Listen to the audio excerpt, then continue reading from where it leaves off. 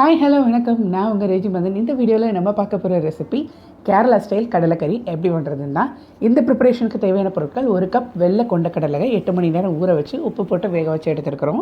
இது கூட 2 ஏலக்காய், 3 கிராம்பு, ஒரு பெரிய சைஸ் பட்டை, 1 டீஸ்பூன் பெருஞ்சீரகம், 2 குட்டி தக்காளி நீளமாக கட் பண்ணது, ஒரு பெரிய சைஸ் பல்லாரி நீளமாக கட் பண்ணிக்கோங்க. கொஞ்சம் பல்லாரியை குட்டி குட்டியாக நறுக்கி வச்சுக்கோங்க. இஞ்சி பூண்டு பேஸ்ட்டு, தேங்காய் துருவல். இது வறுத்த தேங்காயும் யூஸ் பண்ணிக்கலாம், இல்லை ஃப்ரெஷ் துருவலும் யூஸ் பண்ணிக்கலாம்.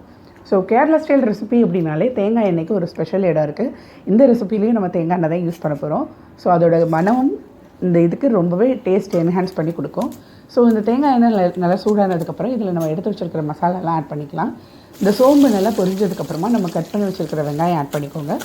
வெங்காயம் லைட்டாக வேகும்போது நம்ம எப்போவும் யூஸ் பண்ணுற மாதிரி கொஞ்சமாக உப்பு இதில் போட்டுக்கிறோம், ஏன்னா ஈஸியாக வேகும்.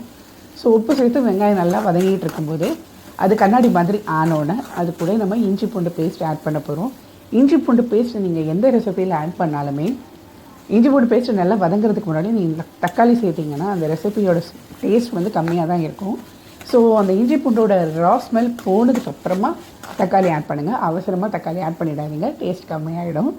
இப்போ இந்த இஞ்சி பூண்டு பேஸ்ட்டோட ரா ஸ்மெல்லாம் போயிடுச்சு. இதில் நம்ம கொஞ்சமாக கருவேப்பிலையும் நறுக்கின தக்காளியும் போட்டிருக்கிறோம். இந்த தக்காளி வெங்காயத்து கூட சேர்ந்து நல்லா வதங்கட்டும். இது நம்ம அரைக்க தான் போகிறோம், பட் இருந்தாலுமே இதோட நல்லா வதங்கினா தான் அந்த டேஸ்ட்டு நல்லாயிருக்கும். ஸோ பார்த்திங்கன்னா தக்காளி நல்லா வெந்துருச்சு. இந்த ஸ்டேஜில் நம்ம இதோட மசாலாலாம் ஆட் பண்ணிடலாம். 1 பிஞ்ச் மஞ்சள் தூள், 1 டேபிள் ஸ்பூன் மிளகாய் தூள், 1 டேபிள் ஸ்பூன் மல்லித்தூள்.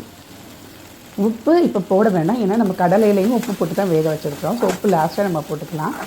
இப்போ இந்த மசாலாலாம் நல்லா ஒன்றாகட்டும். இது கருகாமல் இருக்கிறதுக்காக கொஞ்சமாக தண்ணி ஆட் பண்ணியிருக்கிறோம், அப்போ தான் மசாலா கருகாது.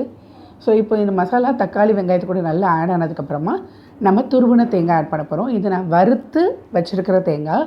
உங்களுக்கு வேணும் அப்படின்னா நீங்கள் ஃப்ரெஷ்ஷாக துருவின தேங்காய் கூட ஆட் பண்ணிக்கலாம், அதுவுமே நல்லா தான் இருக்கும். இப்போ நம்ம ஸ்டவ் ஆஃப் பண்ணிட்டு இது ஆறினோடனே மிக்சியில் நல்லா சாஃப்டாக அரைச்சி எடுத்துக்கலாம். ஸோ மசாலா ரெடி ஆகிடுச்சு. இப்போ நம்ம அடுத்த ஸ்டேஜுக்கு போக போகிறோம்.